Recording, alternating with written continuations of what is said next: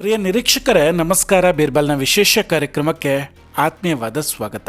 ವೀಕ್ಷಕರೇ, ಇದು ಪ್ರಧಾನಿ ಮೋದಿಜಿಗೆ ಸಂಬಂಧಿಸಿದಂತಹ ಸುದ್ದಿ. ಒಂದು 9 ವರ್ಷದ ಹಳೆಯ ವಿಡಿಯೋ ಈಗ ಲೀಕ್ ಆಗಿದೆ.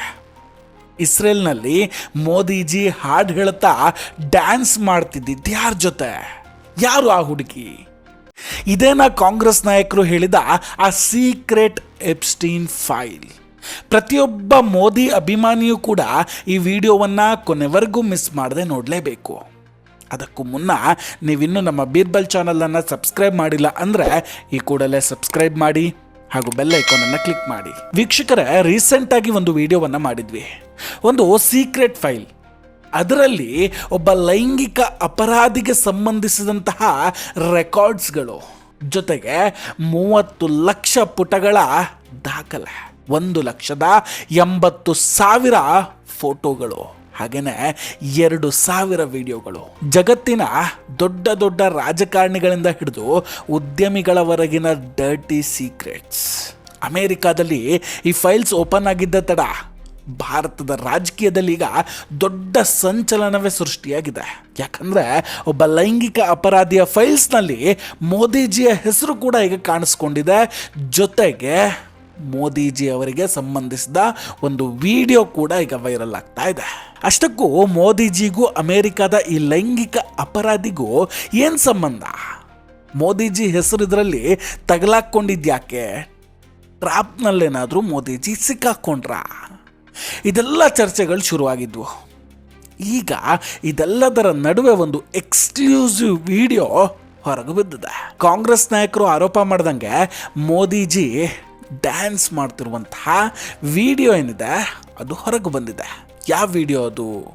ಆ ವಿಡಿಯೋದಲ್ಲಿ ಅವರ ಜೊತೆ ಇರುವಂತಹ ಹುಡುಗಿ ಯಾರು? ಈ ವಿಡಿಯೋ ಲೀಕ್ ಆಗಿದ್ದೇಗೆ? ಅಂತಹದ್ದು ಏನಿದೆ ಅಷ್ಟಕ್ಕೂ ಈ ವಿಡಿಯೋದಲ್ಲಿ? ಇದೆಲ್ಲದರ ಬಗ್ಗೆ ಡೀಟೇಲ್ ಆಗಿ ಮಾತಾಡ್ತಾ ಹೋಗ್ತೀನಿ. ಅದಕ್ಕೂ ಮುನ್ನ ಏನಿದು ಎಪ್ಸ್ಟೀನ್ ಫೈಲು ಇದನ್ನೊಂದ್ಸಲ ತಿಳ್ಕೊಳ್ಳೋಣ. ವೀಕ್ಷಕರೇ, ವಿಶ್ವದ ಅತ್ಯಂತ ಕುಖ್ಯಾತ ಮತ್ತು ಲೈಂಗಿಕ ಅಪರಾಧಿ ಜೆಫ್ರಿ ಎಪ್ಸ್ಟೀನ್ ಆಲ್ರೆಡಿ ಶಿಕ್ಷೆಗೆ ಒಳಗಾಗಿ ಜೈಲಿನಲ್ಲೇ ನಿಗೂಢವಾಗಿ ಸಾವನ್ನಪ್ಪಿದ್ದಾನೆ. ಆದರೆ ಆತ ಸತ್ರೂ ಕೂಡ ಆತನಿಗೆ ಸಂಬಂಧಿಸಿದ ಫೈಲ್ಸ್ಗಳು ತುಂಬ ಸದ್ದು ಮಾಡ್ತಾ ಇದೆ. ಅಮೆರಿಕ ನ್ಯಾಯ ಇಲಾಖೆ ಈತನಿಗೆ ಸಂಬಂಧಿಸಿದಂಗೆ 30 ಲಕ್ಷ ಪುಟಗಳ ದಾಖಲೆಯನ್ನು ರೀಸೆಂಟಾಗಿ ರಿಲೀಸ್ ಕೂಡ ಮಾಡುತ್ತೆ. ಈ ದಾಖಲೆಗಳು ಅಮೆರಿಕ ಅಧ್ಯಕ್ಷ ಡೊನಾಲ್ಡ್ ಟ್ರಂಪ್ ಇಂದ ಹಿಡಿದು ಬಿಲ್ ಗೇಟ್ಸು, ಎಲಾನ್ ಮಸ್ಕ್ರನ್ನು ಕೂಡ ನಡುಗಿಸ್ಬಿಟ್ಟಿದೆ. ವಿಚಿತ್ರ ಏನಂದ್ರೆ ಈ ಫೈಲ್ಸ್ಗಳಲ್ಲಿ ಭಾರತದ ಪ್ರಧಾನಮಂತ್ರಿ ನರೇಂದ್ರ ಮೋದಿ ಅವರ ಹೆಸರು ಕೂಡ ಕೇಳಿಬಂದಿದೆ. ಈಗ ಎಲ್ಲರಲ್ಲೂ ಕಾಡ್ತಾ ಇರೋ ಪ್ರಶ್ನೆ ಇದೆ, ಮೋದಿಜಿಯ ಹೆಸರು ಆ ಲೈಂಗಿಕ ಅಪರಾಧಿಯ ಫೈಲ್ಸ್ನಲ್ಲಿ ಯಾಕೆ ಬಂದಿದೆ? ಅದರಲ್ಲಿರುವಂತಹ ವಿಷಯವಾದರೂ ಏನು? ವಿಡಿಯೋ ಯಾವುದು ಅನ್ನೋದು. ವೀಕ್ಷಕರೇ ನೋಡಿ, ನರೇಂದ್ರ ಮೋದಿ ಅವರನ್ನ ಕೆಳಗಿಳಿಸೋದಕ್ಕೆ ಇದುವರೆಗೂ ಬೇಕಾದಷ್ಟು ಷಡ್ಯಂತ್ರಗಳು, ಕುತಂತ್ರಗಳು, ತಂತ್ರಗಳು ನಡೆದಿದೆ. ಆದರೆ ಅದು ಯಾವುದು ಕೂಡ ಸಕ್ಸಸ್ ಆಗಿಲ್ಲ. ಅದಕ್ಕೆ ಕಾರಣ ಮೋದಿಜಿಯವರ clean and clear image. Modiji ತುಂಬ ಕ್ಲಿಯರ್ ಇಮೇಜನ್ನು ಹೊಂದಿರುವಂತಹ ನಾಯಕ. ಸೊ ಈಗ ಮೋದಿಜಿಯ ಆ ಇಮೇಜನ್ನೇ ಡ್ಯಾಮೇಜ್ ಮಾಡೋದಕ್ಕೆ ಕೆಲವೊಂದಷ್ಟು ಶಕ್ತಿಗಳು ಹೊರಟಂಗೆ ಕಾಣಿಸ್ತಾ ಇದೆ. ದುರಂತ ಏನಂದರೆ ಅದಕ್ಕೆ ಕಾಂಗ್ರೆಸ್ ಕೂಡ ಕೈ ಜೋಡಿಸ್ದಂಗೆ ಕಾಣಿಸ್ತಾ ಇರೋದು. ಕಾಂಗ್ರೆಸ್ ಈ ಎಪ್ಸ್ಟೀನ್ ಫೈಲ್ಸ್ನ ಒಂದು ಇಮೇಲನ್ನು ಇಟ್ಟುಕೊಂಡು ಮೋದಿಜಿಯನ್ನು ಈ ಡರ್ಟಿ ಫೈಲ್ಸ್ನಲ್ಲಿ ತಳಕು ಹಾಕೋದಕ್ಕೆ ಪ್ರಯತ್ನಗಳನ್ನು ನಡೆಸ್ತಾ ಇದೆ. ಒಂದು ಇಮೇಲನ್ನು ಇಟ್ಟುಕೊಂಡು ಕಾಂಗ್ರೆಸ್ ನಾಯಕರು ಪ್ರಧಾನಿ ನರೇಂದ್ರ ಮೋದಿ ಅವರನ್ನು ಟಾರ್ಗೆಟ್ ಮಾಡ್ತಾರೆ.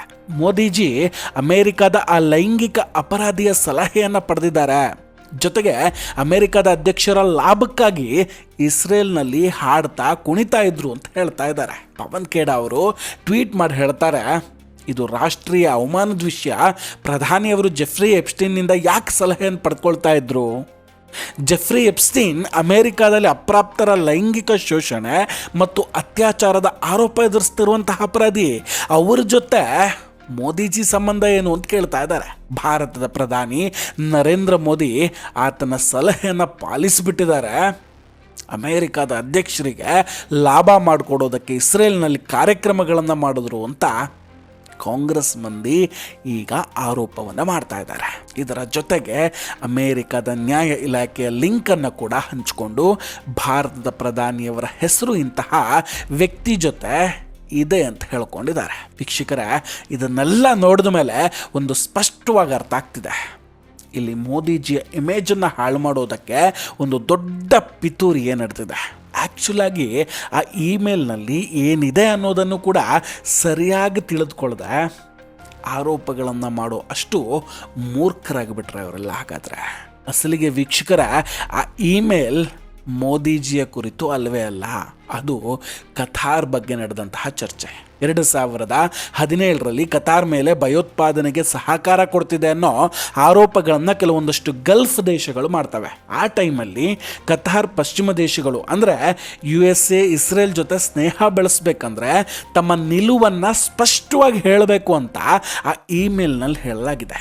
ಆಗ ಅಲ್ಲಿ ಒಂದು ಎಕ್ಸಾಂಪಲ್ ಆಗಿ ನರೇಂದ್ರ ಮೋದಿ ಅವರ ಹೆಸರನ್ನು ಪ್ರಸ್ತಾಪ ಮಾಡ್ತಾರೆ. ನೋಡಿ, ಮೋದಿ ಅವರು ಜೂನ್ 24, 2017ಕ್ಕೆ ಟ್ರಂಪ್ ಅವರನ್ನು ಭೇಟಿ ಮಾಡ್ತಾರೆ.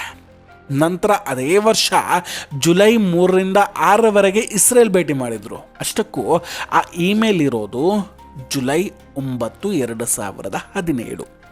ಅಂದರೆ ಇಮೇಲ್ನಲ್ಲಿ ಹೇಳಿದ ಅರ್ಥ ಏನಂದರೆ ಮೋದಿ USA ಮತ್ತು ಇಸ್ರೇಲ್ ಜೊತೆ ಸ್ನೇಹದಿಂದ ಇದ್ದರು ಅಂತ. ಇದು ಒಂದು ದೇಶ ತನ್ನ ಅಂತಾರಾಷ್ಟ್ರೀಯ ಸಂಬಂಧಗಳನ್ನು ಹೇಗೆ ಕಟ್ಟಿಕೊಳ್ಬಹುದು ಅನ್ನೋದಕ್ಕೆ ಒಂದು ಎಕ್ಸಾಂಪಲ್ ಅಂತ ಹೇಳ್ತಾರೆ. ಡ್ಯಾನ್ಸ್ ಆ್ಯಂಡ್ ಸಂಗ್ ಅಂದರೆ ನಿಜವಾಗಿ ಕುಣಿದ್ರು ಅಂತಲ್ಲ, ತುಂಬ ಸ್ನೇಹಪೂರ್ಣವಾಗಿ ಇದ್ದರು ಅನ್ನೋದು ಅದರ ಅರ್ಥ. ಅಷ್ಟಕ್ಕೂ ಮೋದಿಜಿ ಅವತ್ತು ಇಸ್ರೇಲ್ಗೆ ಹೋದಾಗ ಯಾವ ಹಾಡು ಹಾಡಿದ್ರು ಗೊತ್ತೇ? ಆ ವಿಡಿಯೋ ಈಗ ಹೊರಗೆ ಬಿದ್ದಿದೆ, ನೀವೇ ಒಮ್ಮೆ ನೋಡಿ.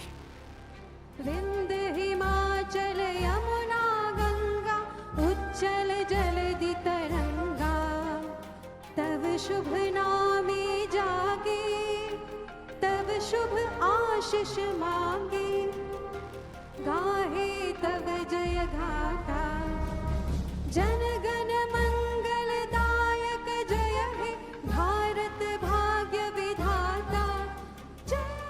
ಎಸ್ ವೀಕ್ಷಕರ, ಅವತ್ತು ನರೇಂದ್ರ ಮೋದಿ ಅವರು ಇಸ್ರೇಲ್ನಲ್ಲಿ ಹಾಡ್ತಿದ್ದ ಹಾಡು ಇದೆ.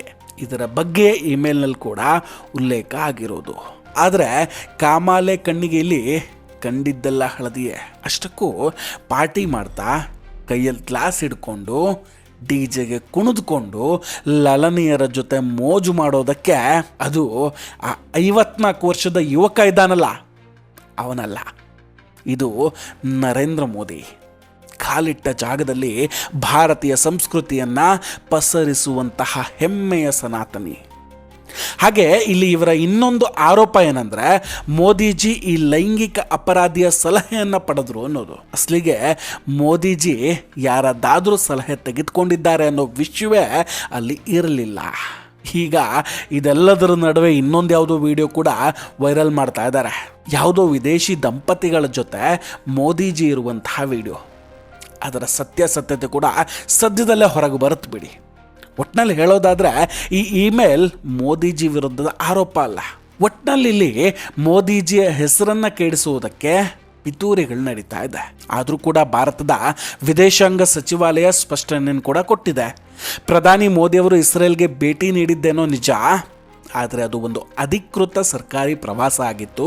ಇದನ್ನು ಹೊರತುಪಡಿಸಿ ಇಮೇಲ್ನಲ್ಲಿ ಬರೆದಿರುವಂತಹ ಉಳಿದೆಲ್ಲ ವಿಷಯಗಳು ಬಕ್ವಾಸ್ ಅಂತ ಹೇಳಿದ್ದಾರೆ. ಅಂದರೆ ಎಪ್ಸ್ಟೀನ್ನ ಮೇಲ್ನಲ್ಲಿ ಪ್ರಧಾನಿ ಮೋದಿಯವರ ಹೆಸರಿನೊಂದಿಗೆ ಇಸ್ರೇಲ್ ಪ್ರವಾಸಕ್ಕೆ ಸಂಬಂಧಿಸಿದಂಗೆ ಏನು ಬರೆಯಲಾಗಿದೆಯೋ ಅದು ಅಸಂಬದ್ಧ.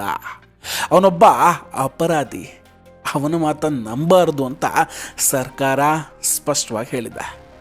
ಜೊತೆಗೆ BJP ವಕ್ತಾರರಾದ ರಣಧೀರ್ ಸಿಂಗ್ ಅವರೇ ಸ್ವತಃ ಮಾಧ್ಯಮಗಳ ಮುಂದೆ ಬಂದು ಹಿಂದಿ ಮತ್ತು ಇಂಗ್ಲೀಷ್ ಎರಡೂ ಭಾಷೆಗಳಲ್ಲಿ ಸ್ಪಷ್ಟನೆಯನ್ನು ಕೊಟ್ಟಿದ್ದಾರೆ. ಇದು ಬಕ್ವಾಸ್ ಅಂತ. ವೀಕ್ಷಕರೇ, ಕಾಂಗ್ರೆಸ್ ಮಾಡ್ತಿರೋ ಆರೋಪದ ಹಿಂದೆ ಅದ್ಯಾವ ದುಷ್ಟಶಕ್ತಿ ಇದೆ ಅನ್ನೋದು ಈಗ ನಮ್ಮನ್ನು ಕಾಡ್ತಿರುವಂತಹ ಪ್ರಶ್ನೆ. ಅಮೆರಿಕಾಗೂ ಈಗ ನರೇಂದ್ರ ಮೋದಿ ಅವರ ಇಮೇಜನ್ನು ಹಾಳು ಮಾಡಬೇಕಿದೆ. ಸೊ ಹೀಗೆ ಯಾವುದೋ ನಕಲಿ ದಾಖಲೆಗಳನ್ನು ಬಿಟ್ಟು ಇಲ್ಲಿ ವಿರೋಧ ಪಕ್ಷಗಳಿಂದ ಅವರ ಕೆಲಸವನ್ನು ಮಾಡಿಸ್ಕೊಳ್ತಾ ಇದೆಯಾ? ಯಾಕಂದರೆ ಅಮೇರಿಕ ಈ ಹಿಂದೆ ಕೂಡ ಇಂತಹ ಆಟಗಳನ್ನು ತುಂಬ ಆಡಿಬಿಟ್ಟಿದೆ. ಇಲ್ಲಿ ಒಂದಂತೂ ಸತ್ಯ, ತಪ್ಪು ಮಾಡಿದ್ರೆ ಖಂಡಿತ ಈ ದೇಶ ಯಾರನ್ನಾದರೂ ಕಣಿಸುತ್ತೆ, ವಿರೋಧಿಸುತ್ತೆ. UGC ವಿಷಯದಲ್ಲಿ ಮೋದಿಜಿ ಮಾಡಿದ್ದು ತಪ್ಪು ಅನ್ನೋದನ್ನು ಅವರ ಬೆಂಬಲಿಗರು ಕೂಡ ಓಪನ್ ಆಗಿ ಹೇಳ್ಕೊಂಡಿದ್ರು. ಅದರಲ್ಲಿ ಯಾವ ಮುಲಾಜು ಇಲ್ಲ. ಆದರೆ ನಮ್ಮ ದೇಶದ ಪ್ರಧಾನಿಯನ್ನು ಹೀಗೆ ಸುಳ್ಳಿನ ಸುಳಿಯಲ್ಲಿ ಸಿಲುಕಿಸಿ ಮುಳುಗಿಸೋದಕ್ಕೆ ಪ್ರಯತ್ನಿಸಿದರೆ ಅದನ್ನು ಯಾರೂ ಕೂಡ ಸಹಿಸಿಕೊಳ್ಳೋದಿಲ್ಲ. ವೀಕ್ಷಕರೇ, ಇದೆಲ್ಲದರ ಬಗ್ಗೆ ನಿಮ್ಮ ಅಭಿಪ್ರಾಯ ಏನು? ದಯವಿಟ್ಟು ಕಮೆಂಟ್ ಮಾಡಿ ತಿಳಿಸಿ. ನಾವು ಕೊಟ್ಟಂತಹ ಮಾಹಿತಿಗಳು ನಿಮಗೆ ಇಷ್ಟ ಆಗಿದ್ದರೆ ವಿಡಿಯೋವನ್ನು ಲೈಕ್ ಮಾಡಿ ಹಾಗೂ ಶೇರ್ ಮಾಡಿ. ಇನ್ನೂ ಕೂಡ ನಮ್ಮ ಬೀರ್ಬಲ್ ಚಾನಲನ್ನು ಸಬ್ಸ್ಕ್ರೈಬ್ ಮಾಡಿಲ್ಲ ಅಂದರೆ ಈ ಕೂಡಲೇ ಸಬ್ಸ್ಕ್ರೈಬ್ ಮಾಡಿ ಹಾಗೂ ಬೆಲ್ ಐಕಾನನ್ನು ಕ್ಲಿಕ್ ಮಾಡಿ. ನಮಸ್ಕಾರ, ಟೇಕ್ ಕೇರ್ ಆ್ಯಂಡ್ ಬಾಯ್ ಬಾಯ್. ಮತ್ತೆ ಭೇಟಿಯಾಗೋಣ. ಜೈ ಹಿಂದ್.